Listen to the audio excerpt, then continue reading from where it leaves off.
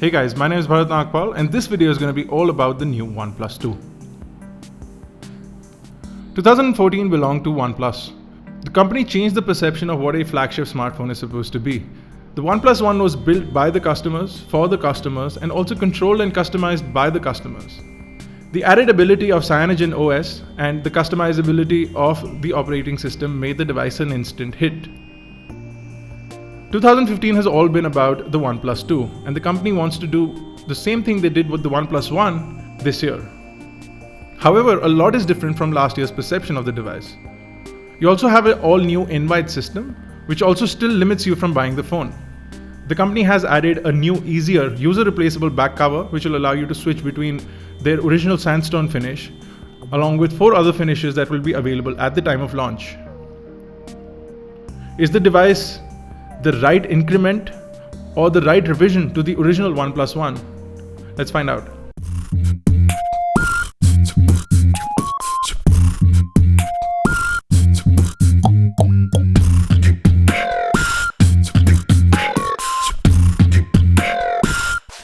In terms of hardware, OnePlus is not held back. The OnePlus 2 comes with Qualcomm Snapdragon Revision 2. You also get 4GB of LPDDR4 RAM, a 13-megapixel camera with laser autofocus and 4K video recording capability. You also get 64GB of eMMC 5 storage. You get a new USB Type-C connector. You also get a fingerprint scanner, which is like the Touch ID scanner on the iPhone. But the company's missed out on a bunch of things. The device no longer has NFC, and you're also missing out on Cyanogen OS. There are also things like fast charging and a micro SD card slot, which are missing from the device. Still, hardware-wise, the device is up there. You get a 64-bit Qualcomm Snapdragon 810 chipset, which is the Revision 2 chipset. You get 1.8 GHz on octa-cores. You also get Adreno 430 GPU, 4GB of LPDDR4 RAM, 64GB of eMMC 5 storage, a 13-megapixel main camera with laser autofocus, a 6-lens setup, and dual LED flash. You also have an f2 aperture on the main camera. The front camera is a 5-megapixel distortion-free camera, and you can capture 4K video on the main camera. You get a reversible USB Type-C cable for charging and syncing up the device, and you get user-replaceable back panels. Everything runs on a 3300 mAh lithium polymer battery, and the device is built on a brand new magnesium alloy frame. Now with the magnesium alloy frame, the device is a lot more sturdier, and it also feels a lot more premium in the hand. The alloy is made out of aluminum and magnesium, and all the accents that you would see on the device, including buttons, are made from stainless steel. You also get Gorilla Glass 4 over at the front, but you still get the same old 5.5-inch 1920 by 1080p display. Now this is an in-cell LCD display, but you still get a whole lot of pixel density with 401 pixels per inch. The operating system now is Oxygen OS and is built on Android 5.1. You still get some of the gestures that you got on the first generation of the OnePlus. You can draw a circle to launch the camera quickly. You can also draw a V to launch the flashlight and draw a V again to turn off the flashlight. With the new capacitive home button, which also has a fingerprint scanner inbuilt, you can now launch the device and unlock it even when the device is locked using the fingerprint scanner. This feature does not exist on any other smartphone and is really unique to the new OnePlus 2. You can also double tap on the fingerprint scanner when the screen is unlocked to do a bunch of things which you can customize. Us, for example, have set it to launch the camera real quick. The device is slightly hefty at 175 grams, but that's thanks to the new metal alloy, which feels a lot more sturdier in the hand. However, you can imagine that if the device falls, you'll get dings and nicks easily on the metal alloy versus the sandstone back panel that you got earlier. Though with some difficulty, last year's back panels were wholly replaced. This time around, if you manage to damage the metal portion of the OnePlus 2, you won't be able to replace it with a new back panel. The new 810 processor is right up there in terms of benchmarks. You also get 4GB of LPDDR4 RAM. Now that's a whole chunk of RAM that you do not need. You also get 64GB of storage. However, you don't have the ability to add a micro SD card in there. So if you run out of this 64GB, you're really in trouble. Now 4GB of LPDDR4 RAM means that no matter what kind of application you run on this device, you won't have issues with lag whatsoever. You're also looking at a really powerful chipset along with a really powerful GPU, rendering your games and processing your 4K video really easily. You're also looking at really impressive multitasking capabilities and overall a smooth day-to-day operation on this device, which we found was really impressive.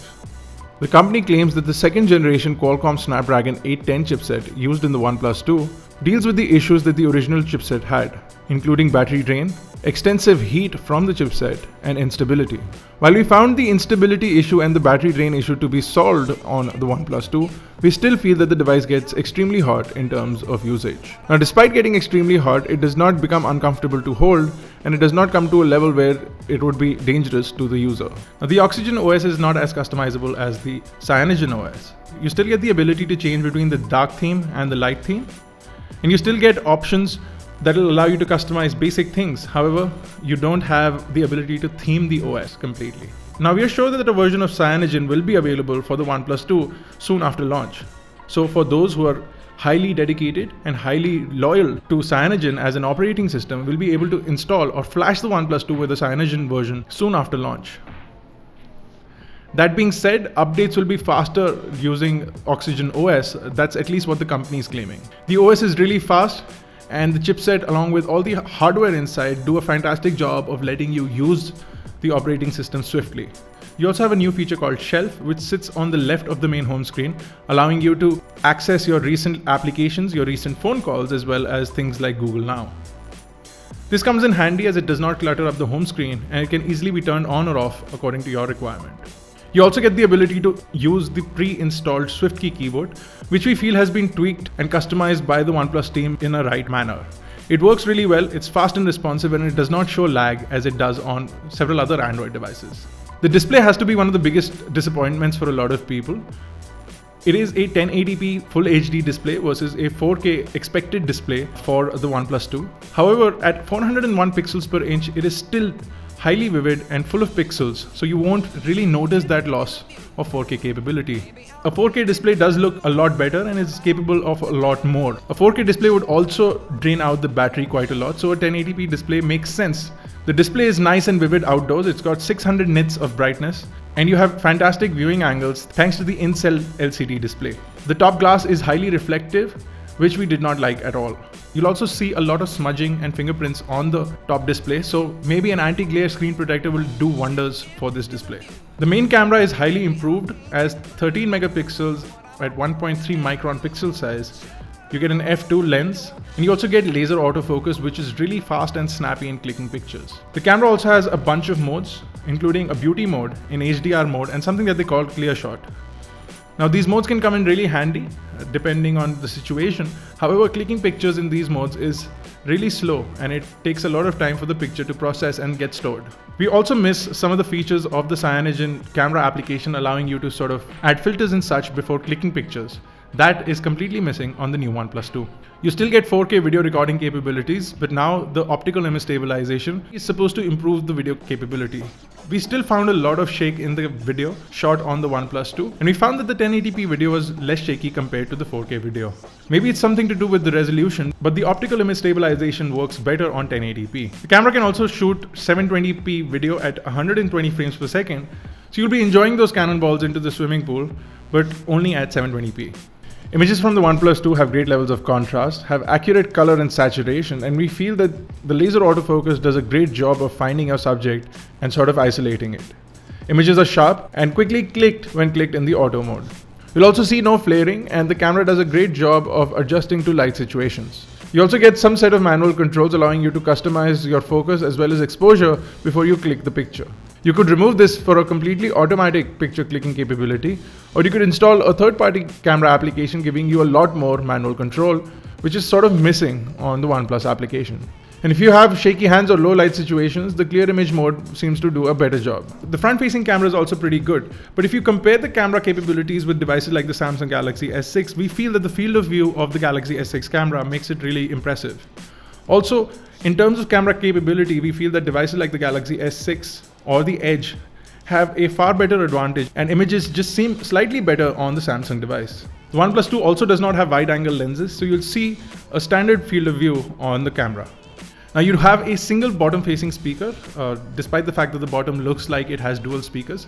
The one towards the right of the USB-C port is the main speaker, and it can easily be muffled up.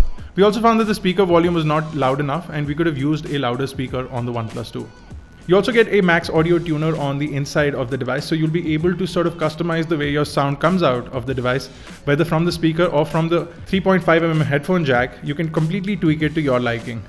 We really like this feature, and it changes the way the sound comes out quite a lot. This will impact the way that your music will sound, and it's not just a software patch.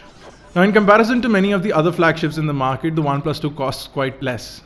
It also misses out on some features like a 4K display and NFC, which some people have become really used to. If you remove the back panel, you'll see two pins. Some people are speculating that a NFC enabled back panel will soon be available by OnePlus, allowing you to enable NFC, things like wireless charging, simply by replacing the back panel. We're not too sure of these speculations, but a NFC enabled wireless charging equipped back panel would make a lot of sense for a lot of users. The OnePlus 2 may not be 2016's flagship killer. It may not be 2015's flagship killer as well. But for the price that the device is available at, it does a lot of things right. You get the right type of hardware and the right type of software. You get almost authentic Android experience, which is customizable to a little extent. You get fun and promising lock screen gestures. You also get a fingerprint scanner that works rather well. The notification slider is really unique. It allows you to mute all your notifications, only switch on priority notifications, or switch on all notifications just by the flick of a switch. This three-way toggle sits on the left of the OnePlus 2 and is a rather ingenious way of switching between notifications.